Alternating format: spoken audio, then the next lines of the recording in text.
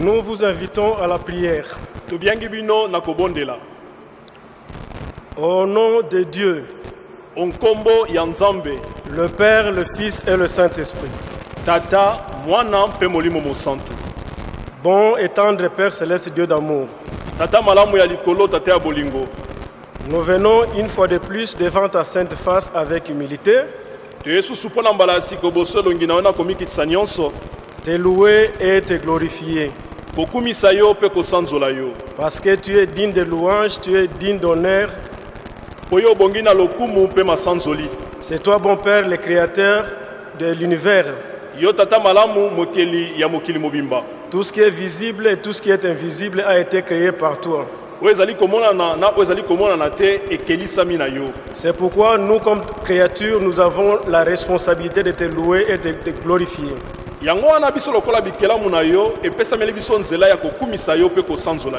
Nous verrons maintenant devant ton autel saint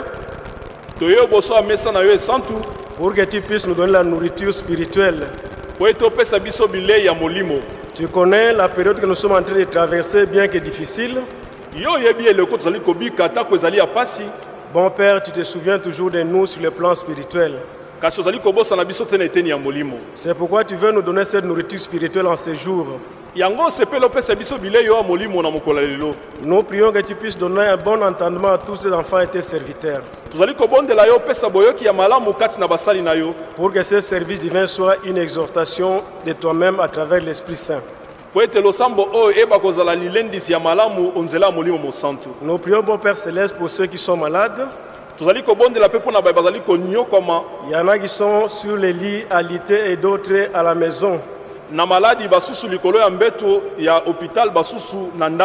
Ils ont tous besoin de ton secours, bon Père Céleste. Nous pensons aussi à nos enfants de l'école de dimanche, de l'école de confirmation. Nous prions aussi pour la jeunesse. Nous prions pour les serviteurs, nous prions pour tous tes enfants. Bien que l'occasion ne nous ait pas donné de nous retrouver dans ta maison, ton esprit nous révèle beaucoup de vérités à travers ce service divin en ligne.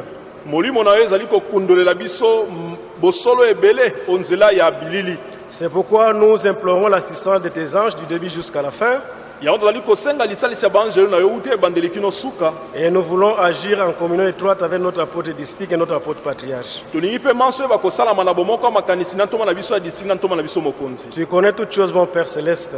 Ce que nous pouvons te demander, c'est d'abréger le temps et d'envoyer ton Fils. Fais plus que ce que nous pouvons te demander en simple parole, mon Père Céleste. Exauce-nous au nom de ton Fils Jésus-Christ. Amen. Amen. Bien-aimés, chers frères et sœurs, à l'occasion de ce service divin de mercredi,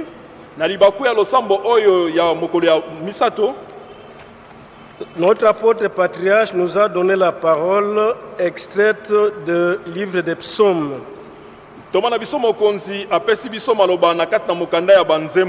Psaume 75, verset 2.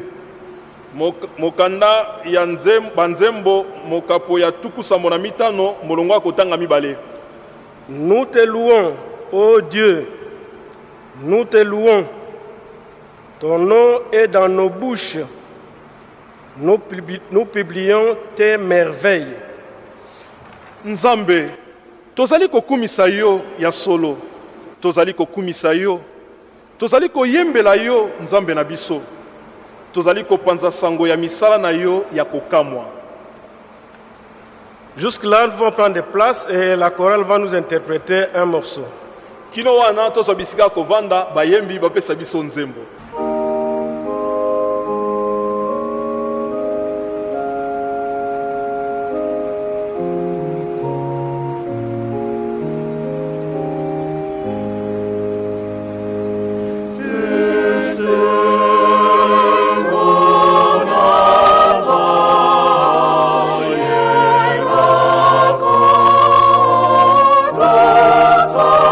Oh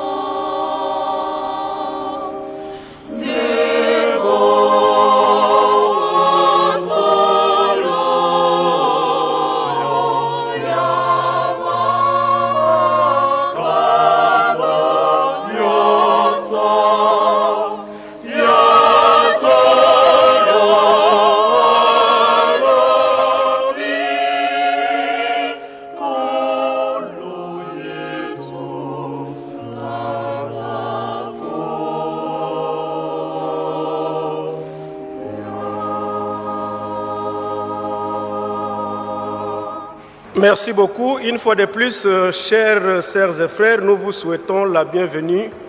Matondo mingi lisusu bandeko mibali pe basi tozali kotombela na bino boye malamu. Et bonne réception de ce service divin là où vous êtes. Pe bolandi ya malamu ya losambo oyo na bisika nyonso bozwami. Le psalmiste dans ce psaume veut seulement nous demander de remercier infiniment notre Père Céleste. Moye minzembo oyo azali komema biso poto kumisa pe totonda tata na biso ya likolo. Pas seulement de remercier notre Père Céleste, mais aussi de témoigner, d'annoncer ce que notre Père Céleste a fait pour nous. Kaka kotonda ye pe kokumisa ye te me kasi kotatola misala oyo ye asali. Dans notre vie de foi, notre Père Céleste a accompli beaucoup de choses dans le passé. Na kati na nzela na biso abondimi tata na biso ya likolo asali makambo mingi penza. Et présentement, il est en train de faire aussi beaucoup de choses pour nous. Pe sika sika azali kosala pe makambo ebele po na biso. Tout cela, ce sont des miracles, nous pouvons dire, comme l'a dit le psalmiste. Nyonso wana ezali makambo ya kokamwisa ndenge mokomi nzembo oyo akomi. Si nous pouvons énumérer quelques miracles évoqués par notre texte biblique. Soto kotanga mwa makambo ya kokamwisa oyo totangi na litangi na biso. Premièrement, c'est la créature de notre Père Céleste, l'univers. Yambo ya manso ezali bokelisami ya mokili. Nous devons remercier notre Père Céleste quand nous voyons la faune, quand nous voyons la flore. Esengeli tokumisa tata na biso ya likolo tant tozali komona bazamba pe tozali komona banyama. Tout cela a été créé par notre Père Céleste. Nyonso wana ekelisami na tata na biso ya likolo. Il n'a sollicité conseil à personne. Ye asengaki toli ya moto moko te. Parce qu'il est omniscient, il est omnipotent. Pamba te ye ayebi nyonso pe atondisami na bolamu nyonso. En tant que créature de notre Père Céleste, nous chrétiens que nous sommes, biso lokola bikelamu ya tata na biso ya likolo pe ba Kristo o tozali. Nous avons le devoir de toujours remercier Dieu pour sa créature. Tozali na nyongo ya kotonda nzambe po na bikelamu na ye nyonso. Si nous voyons les arbres, nous voyons l'eau, nous voyons les animaux dans la forêt. So tozali kotala banzete, tozali komona mai, tozali komona bandeke banyama na zamba. Ça vaut la peine de louer et de glorifier notre Père Céleste. Esengeli malamu penza ya kokumisa tata na biso ya likolo. Ce n'est pas ça seulement le seul miracle. Le deuxième miracle que nous pouvons évoquer ici, c'est l'incarnation de notre Père Céleste en Jésus-Christ comme homme.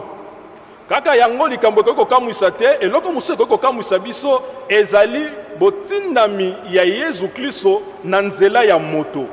Notre Père s'est incarné dans l'homme Jésus-Christ pour venir habiter ensemble avec nous sur cette terre.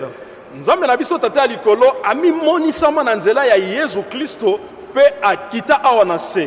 Tout ça dans l'objectif, dans le but de nous racheter de nos péchés et de nous redonner encore une place auprès de lui. Nyonso wana pona kosomba biso na kati na masumo tozomaki pe kobenda biso to pusana epai wapi ya zwami. Troisièmement, nous pouvons citer les sacrements que nous avons reçus. Eloko misa tokotanga ezali ba sacramento tozwaki. Il n'y a pas de salut sans sacrement. Lobiko ezali te soki ozwi ba sacramento te. Nous avons reçu le témoignage de Jésus-Christ, l'évangile. Tozwaki litatoli ya Yesu Kristo na nzela ya sango malamu. Nous avons cru en cela. Tondimaki yango. Et nous avons accepté de renaître de nouveau. Pe tondimaki kobota mambotama ya sika. C'est-à-dire de recevoir le saint baptême d'eau, le saint scellé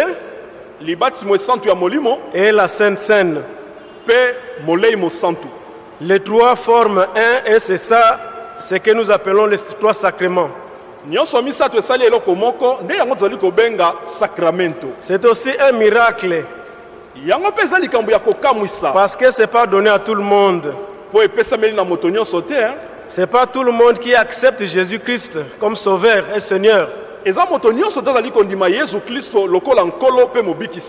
pas tout le monde qui accepte que les sacrements donnent le salut. Mais vous et moi, nous avons cru qu'à travers les sacrements, nous avons le salut en Jésus-Christ.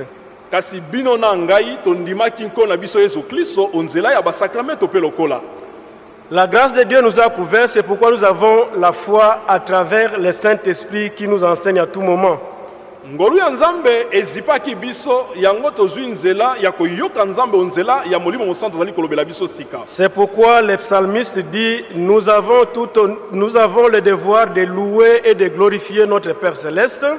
Yango moyembi nzembo azali koloba te tozali na niongo ya kokumisa tata na biso ya likolo. Son nom doit être placé dans nos lèvres.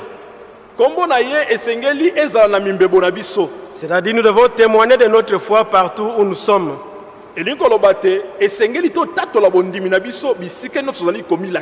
Si nous faisons ainsi dans notre vie terrestre,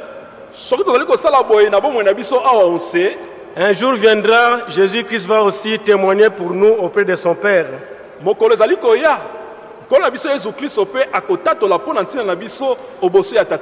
Souvent les gens sur cette terre, plus particulièrement les chrétiens, ils attendent de Dieu des témoignages, ils attendent de Dieu des miracles qui ont trait à la vie naturelle. Peu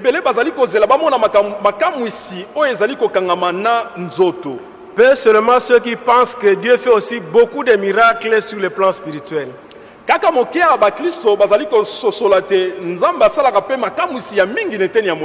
Même l'incarnation de Jésus-Christ dont je venais d'évoquer, quand vous expliquez ça aux gens, ils en doutent bien que chrétiens.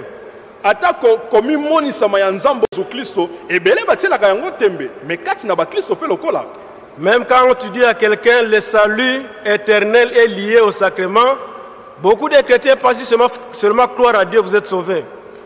Atako zali koyebisa na batote lobiko ezali koya na nzela ya basakramento mingi bazali kotia tembe bango bazako lobate ndima kaka okobikisama. Croire en Jésus que vous serez sauvés, c'est vrai, c'est biblique, mais c'est un pas seulement parmi plusieurs pas qu'il faut mettre dans la vie de foi. Kondima Yesu Kristo okobikisama ndenge komami na Biblia ezali ya solo mais kasi yebate yango ezali lokolo ya yambo moto azali kotia na nzela kondima Yesu Kristo pona lobiko. Mes chers frères et sœurs, en ces moments difficiles, nous devons toujours louer et glorifier notre Père Céleste. Bandeko na ngai ya mibali pe ya basi na eleko ya pasi tozali kobika esengeli na biso to kumisa pe to sanzola nzambe tata na biso. Notre Père Céleste est de notre côté, il fait beaucoup de choses que nous ne pourrons pas comprendre à ce moment. Tata na biso alikolo azali tango nyonso pene na biso. Bongo azako sala makambo ya minene mususu tozali ko sosola penza te. Il faut peut-être laisser le temps au temps et on va expérimenter que pendant cette période difficile de pandémie, Dieu était avec nous. Na tango mususu esengeli tokanga mwa motema. Bongo soki tango eleki tokoya ko sosola te na bileko oyo atako maladi ekotela kibiso makasi mais kasi nzambe atika kibiso te. Je me rappelle du service divin de notre apôtre disciple le dimanche passé. Il nous a demandé d'intercéder, même pour les gens qui ont succombé par le Covid-19.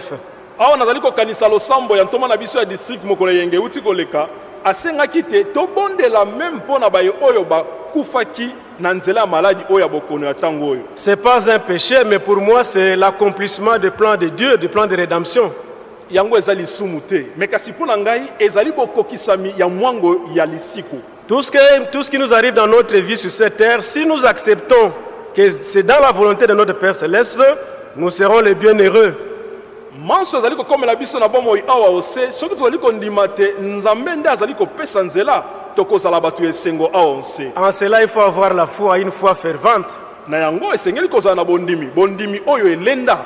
Je me rappelle de notre sœur X qui a fait preuve, qui a expérimenté sa foi.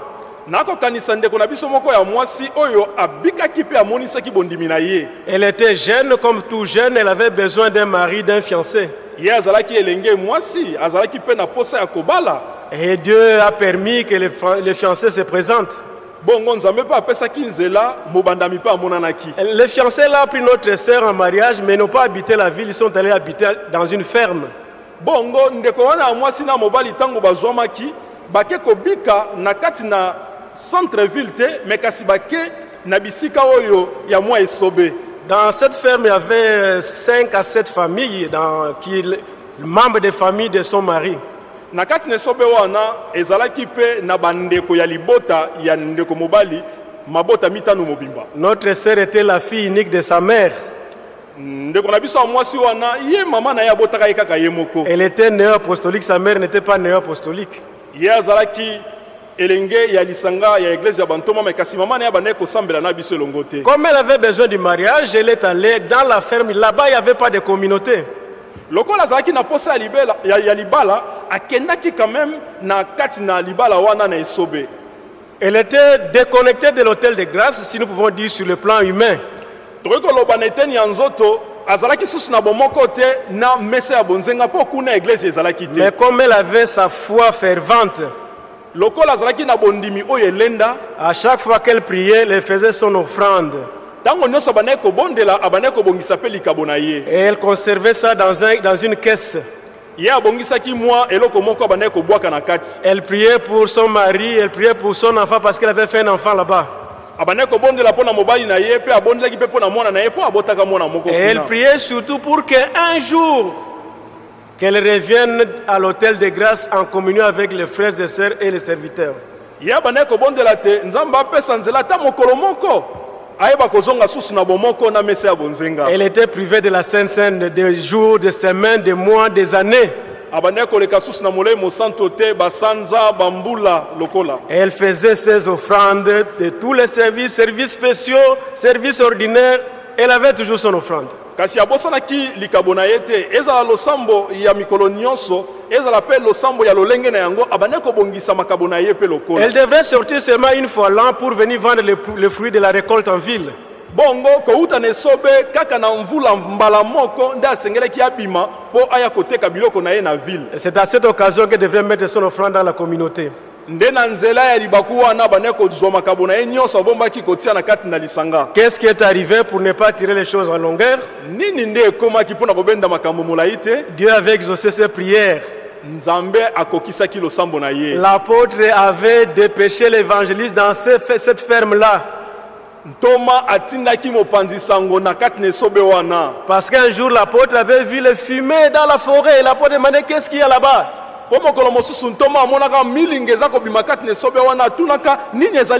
L'évangile a dit il y a une ferme, il y a des gens là-bas. Et l'évangile était parti avec la Bible pour chercher ne fût-ce qu'une âme, comme l'avait dit l'apôtre. Si tu sauves ne fût-ce qu'une âme, c'est déjà beaucoup pour nous. Mopanzi sango akendaka na Biblia na susi ya kolukata ko mosuke moko soki azui ata ko mosuke moko nde elonga. Et quand il est arrivé là-bas, il n'a pas trouvé notre sœur était en forêt. Mais au moins, l'évangile a trouvé la maman de notre sœur. Tango mopanzi sango akomi kuna nesobe akutaki ndeko na biso ya mwasi te po ndeko na biso ya mwasi akotaki lisusu na zamba akutaki kaka mama. Quand l'évangile a causé pour témoigner auprès de cette maman-là, tango mopanzi sango bandi kolendisa mama wana sango malamu, la maman a dit ma fille prie dans cette église que tu expliques là depuis que nous étions là-bas en ville. Mama apesi litatolite mwana nanga abondelaka na kati na lisanga o uti koloba awa uta tozalaka na ville. L'évangile s'est résolu d'attendre jusqu'au retour de la sœur et son époux. Nde mopanzi sango zwaki mokano azela kaka kino ndeko wana mwasi akobima na zamba na mobali na ye. Mes chers frères et sœurs, c'était le début de la communauté dans cette ferme. La maman de la sœur était baptisée, l'enfant de l'autre sœur était baptisé, son mari était baptisé. Et quand l'apôtre est venu, il a scellé, il a ordonné le frère comme prêtre de la communauté.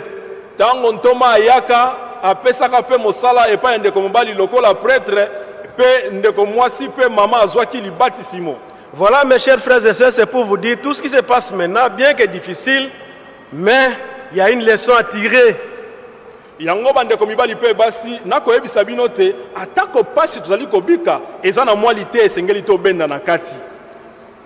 Continuons à prier, continuons à louer notre Père Céleste, continuons à faire les offrandes et les sacrifices pour l'œuvre de rédemption. Tokoba kobondela, tokoba kokumisa nzambe tata na biso, tokoba pe kobongisa makabo na biso. Et notre Père ne sera pas indifférent à notre égard. Parce qu'il voit toutes choses. C'est lui qui a tout créé. C'est pourquoi le psalmiste dit louons, glorifions notre Père Céleste parce qu'il a accompli beaucoup de choses dans le passé. yango moyembi nzembo azali koloba te tokumisa mpe tosanzola tata na biso ya likolo mpe ye asali makambo ya minene ya kokamwa. Et maintenant, il continue aussi à faire beaucoup de choses pour nous. nzokanda azali kokoma mpe kosala makambo minene mpo na biso. Que ces mots soient gravés dans nos cœurs pour remonter notre foi. tika ete maloba oyo etondisama na mitema na biso mpe elendisa bondimi Aujourd'hui et à jamais. lelo kino seko. Amen. Amen. Il sera important que notre apôtre Wingi qui nous a accompagnés puisse aussi nous exhorter. ekozala malamu ntoma na biso wingi mpe totambolaki na ye nzela moko ye mpe alendisa biso. Dans l'entretemps, la chorale peut interpréter un morceau. mpona kobongisa nzela bayembi bapesa biso eteni ya nzembo.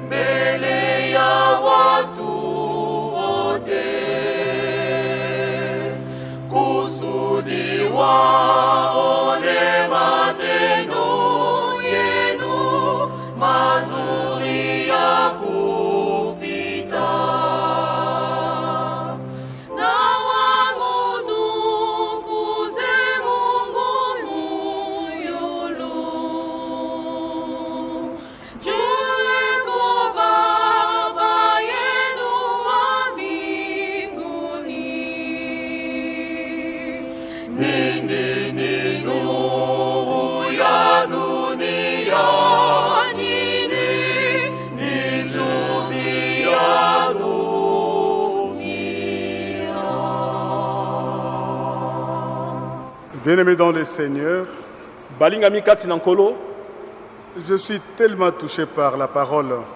motema na ngai etutisami na maloba. L'homme de Dieu, dans sa bouche, l'Esprit nous a dit quelque chose de très important.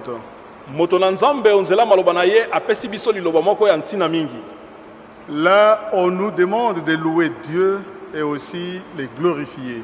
kuna bazali koyebisa biso tokumisa nzambe mpe tosanzola ye. Mais on nous demande aussi de citer les miracles qu'il a fait. esengeli na biso mpe kotanga makambo ya kokamwa oyo ye asali. L'Esprit nous a parlé, le grand miracle, c'est la naissance de notre Seigneur Jésus-Christ. molimo oyebisi biso te likambo ya kokamwa ya monene ezali mbotama ya nkolo na biso yesu kristo. Ainsi que le sacrement que nous avons eu. mpe lisusu basakramento oyo tozwaki. Mais bien-aimés dans le Seigneur, balingami kati na nkolo en voyant toutes ces trois choses, na botali biloko nyonso misato cela nous demande de travailler. ezali kotindika biso tosala. Nous devons glorifier Dieu, esengeli tokumisa nzambe pas en croisant les bras, na bokangi maboko te mais en travaillant. kasi na kosala. On nous a parlé ici de la nature. bayebisi biso esobembu. Si on parle de la nature de flore et faune que Dieu a créée, ntango bazali kolobela esobembu banzete banyama oyo nkolo na biso akeli, mais l'homme devait aussi protéger ces œuvres-là, kasi moto asengelaki mpe abatela bikelamu nyonso wana, devait participer à pérenniser ces faunes et flores. asengelaki amitie na kati na mosala mpo abatela bolai ya bomoi ya nyonso nzambe akelaki. C'est-à-dire, l'œuvre de Dieu doit grandir elingi koloba mosala ya nzambe esengeli ekoba, et que sa gloire prenne place entièrement dans nos cœurs. bongo nkembo ya nzambe ezwa mpenza bisika na kati na mitema na biso, En témoignant aux autres notre foi, na botatoli likolo ya bondimi na biso, en faisant voir que le Seigneur est tout pour nous. komonisa na bato te nkolo azali nyonso mpo na biso. Je me rappelle de ce divin que l'apôtre du district nous a servi ce dimanche.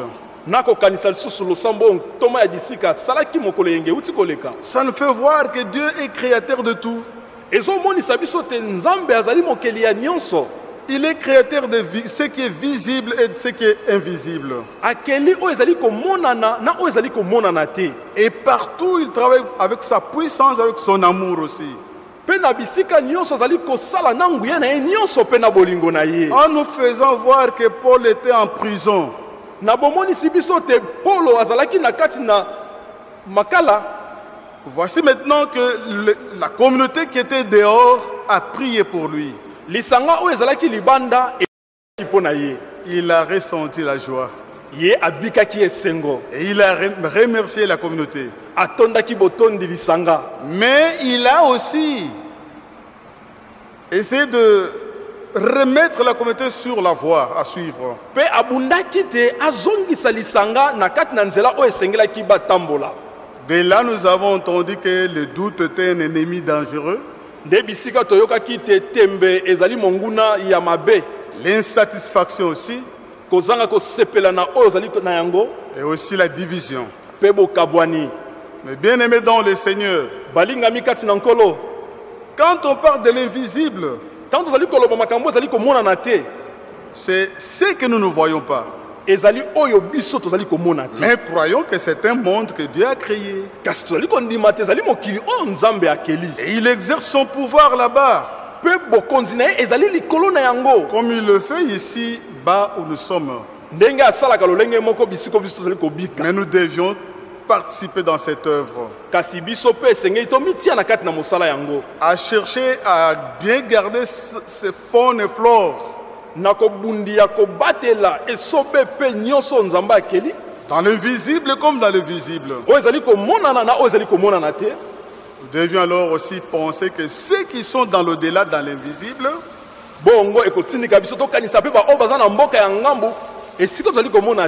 l'amour de Dieu aussi les couvre. C'est cet amour-là qui nous pousse à prier pour eux. Si nous le faisons sans doute, et si nous le faisons de manière satisfaite, tout ira au mieux. Que Dieu nous bénisse pour y parvenir. Amen. Amen. C'était pour moi aussi une occasion d'apprendre. Notre apôtre venait de nous rappeler du service de l'apôtre district. Et je me rappelle aussi, notre apôtre district nous a demandé de continuer à prier et pour les défunts et pour les vivants.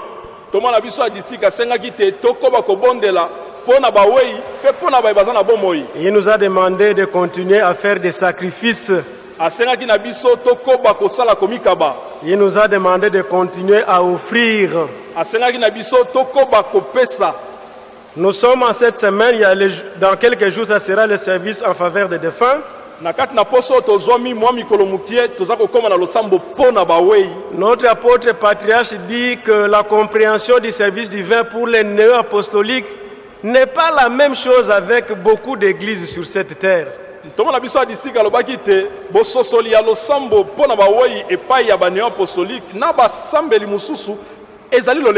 Et l'apôtre patriarche dit notre conception de l'au-delà des services en faveur des défunts se justifie dans la Bible.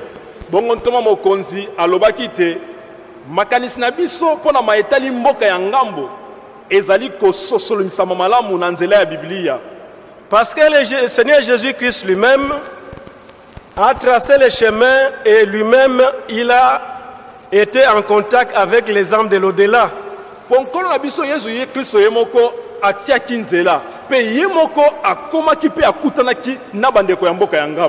C'est ce qui est écrit dans 1 Pierre 3 de 18 à 22.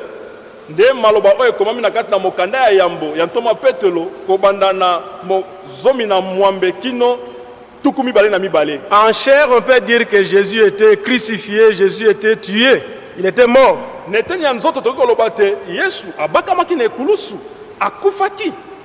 Mais sur le plan spirituel, les 3 jours, c'était aussi l'occasion pour qu'en esprit, notre Seigneur Jésus-Christ puisse aussi rencontrer les défunts pour leur salut.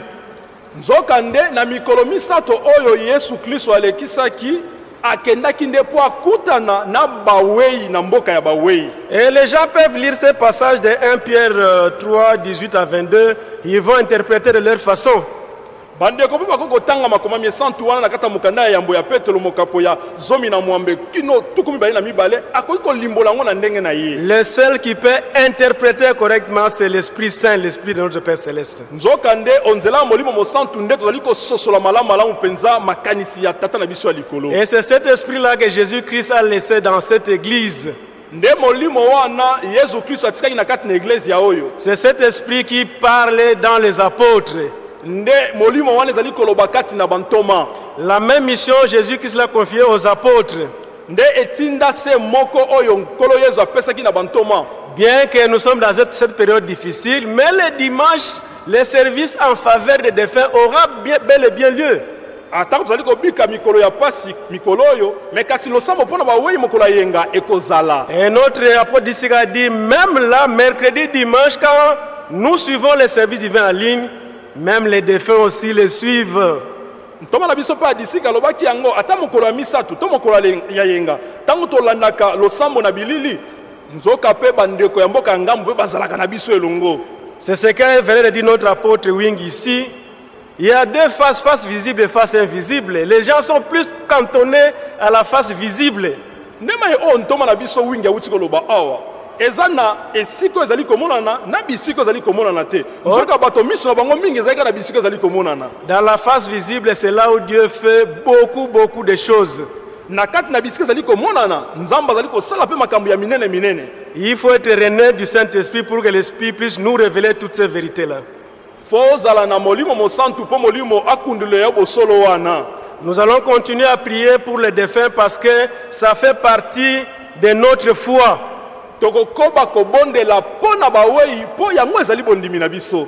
Et les baptêmes vont se donner, les sacrements vont se donner, et pour les vivants et aussi pour les défunts.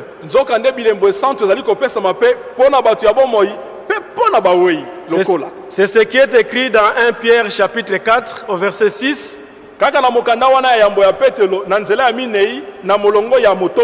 L'évangile ici n'est pas seulement pour les vivants, l'évangile est pour les vivants et pour les morts.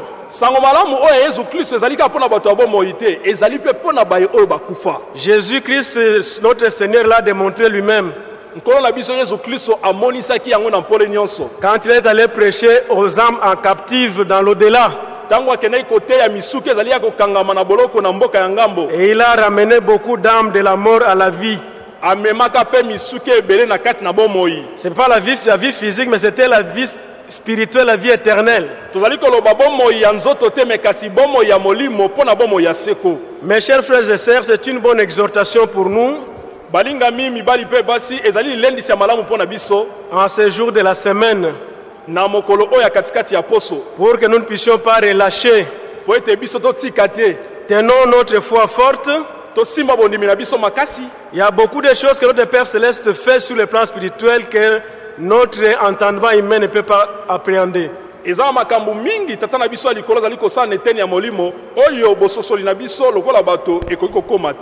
Chantons une fois de plus comme les psalmistes, louons Dieu, glorifions Dieu.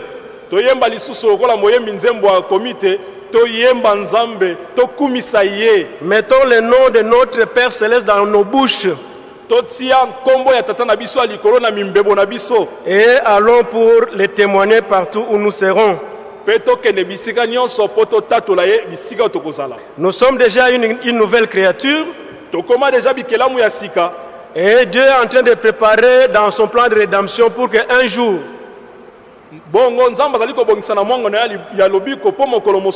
nous puissions rester avec lui éternellement. Voilà, mes chers frères et sœurs, quelques mots d'exhortation pour ce service de mercredi. Ne croisons pas les bras, mettons-nous au travail. Et notre Père Céleste va bénir sur le plan charnel comme sur le plan spirituel.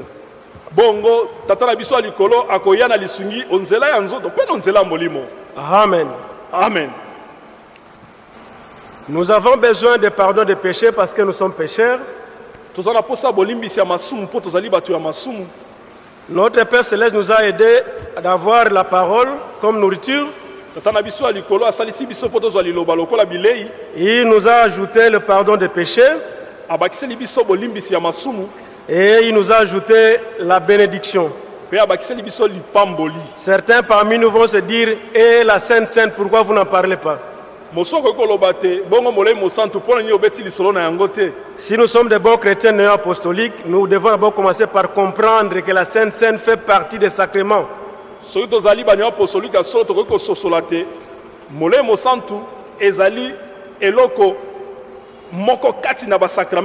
La première fois que nous l'avons reçu, nous avons accompli les sacrements. Les jours au jour, si nous continuons à fêter la Sainte Seine, c'est sur recommandation de Jésus-Christ. Chaque fois que vous réunissez, faites ceci en mémoire de moi. Les jours où nous allons nous réunir, on va fêter la Sainte Seine. Mais ça ne freine à rien notre croissance spirituelle.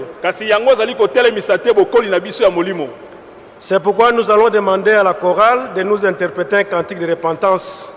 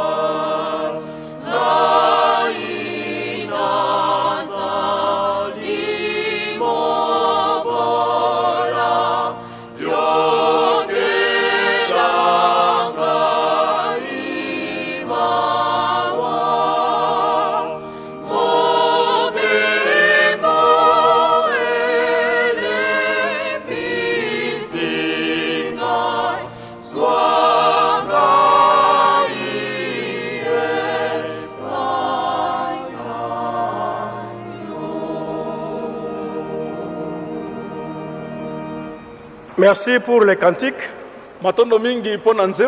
Nous pouvons maintenant nous lever pour la prière de notre Père.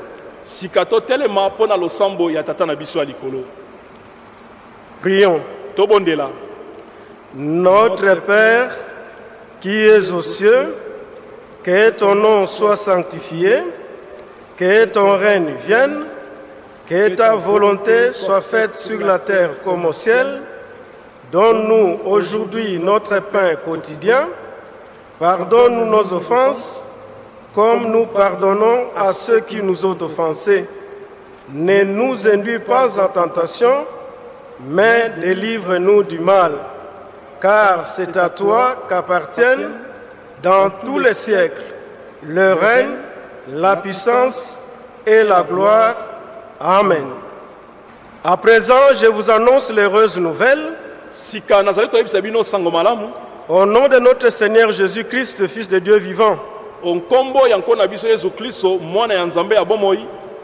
tous vos péchés vous sont pardonnés. Que la paix du ressuscité soit avec vous tous. Amen. Amen. Père céleste, Dieu d'amour, c'est avec un cœur plein de reconnaissance que nous venons devant ta sainte face. Tout ce que nous donnons, tu nous donnes, personne ne peut nous le donner sur cette terre. Tu viens de nous rappeler à travers l'évangile que nous avons reçu tout à l'heure que tu es le créateur de tout. Et nous n'avons qu'à te louer, à te glorifier. Tu viens de nous rappeler que tu as été incarné dans Jésus-Christ pour notre salut.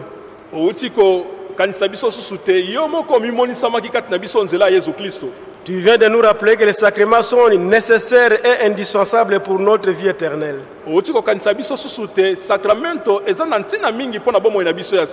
Tu viens de nous rappeler que la foi qui vient de la parole doit être une foi fervente.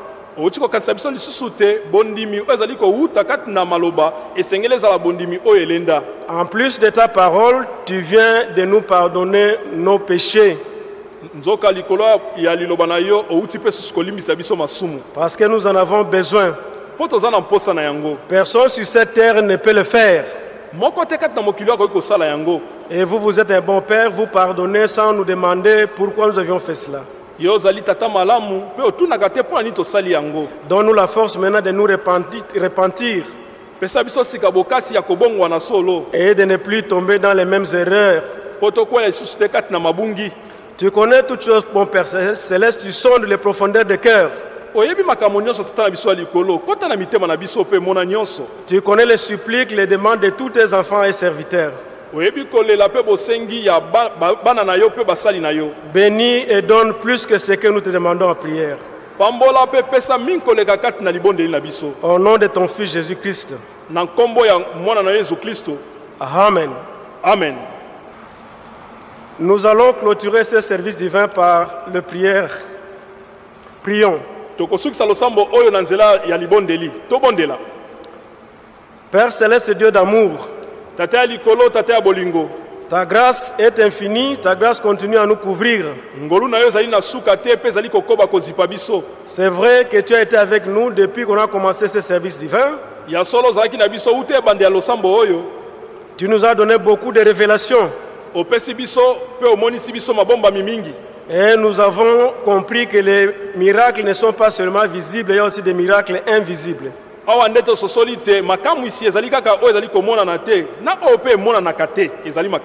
Et nous venons d'apprendre que nous ne pouvons pas fermer nos bouches, nous devons témoigner ce qui s'est passé et ce que nous sommes en train de vivre.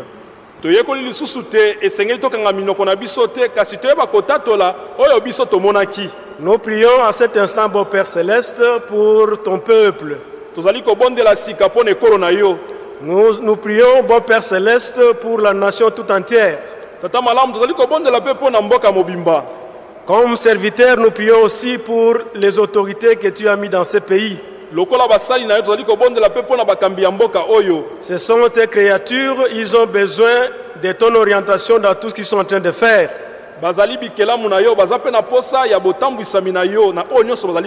C'est pourquoi nous te demandons, bon Père Céleste, si tu peux accepter de leur donner beaucoup de sagesse et beaucoup d'intelligence.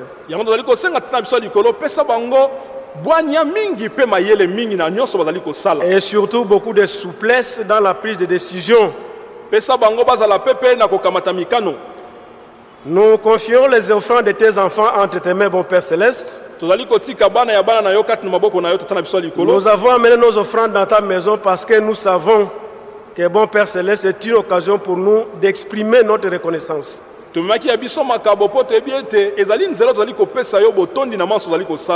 Accepte et bénis nos offrandes, bon Père Céleste. Pense aussi à ceux qui n'ont pas trouvé l'occasion de t'offrir. Donne à tout le monde la nourriture, charnelle comme spirituelle, pour les jours à venir. Exauce-nous, bon Père Céleste, dans tout ce que nous avons demandé. Au nom de ton Fils Jésus-Christ, notre Sauveur. Amen. Amen. Que la grâce de notre Seigneur Jésus-Christ, l'amour de Dieu et la communion du Saint-Esprit soit et reste avec vous. Bolingo ya Nzambe tata, bonzenga yanko na biso Yesu Kristo, pe bokangamina molimo mosantu eza na bino nyonso. Amen.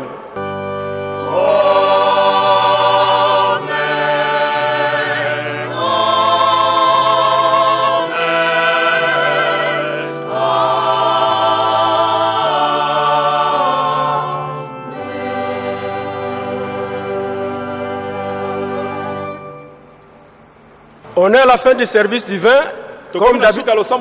Comme d'habitude, notre service se clôture par un cantique. La chorale peut nous interpréter la cantique de clôture. bayembi na biso bapesa biso nzembo ya kosukisa losambo.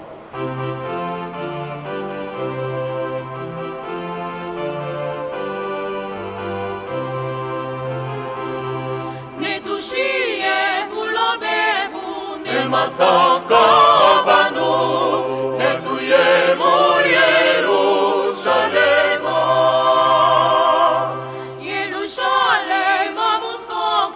musoko wa masaka adika ishikililu netuye kwanzambi mufuki netuye sawa butumbi kakwena makenga kakwena masawa netusa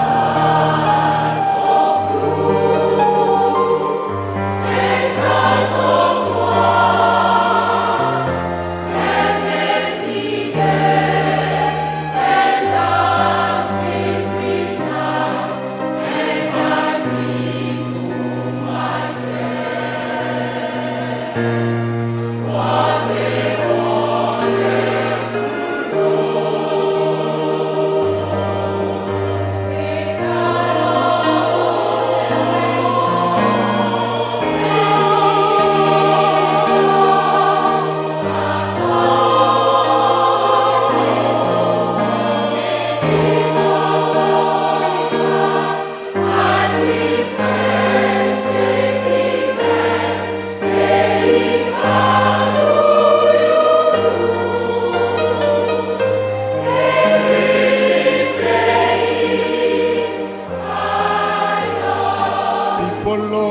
over the world, there open it up, the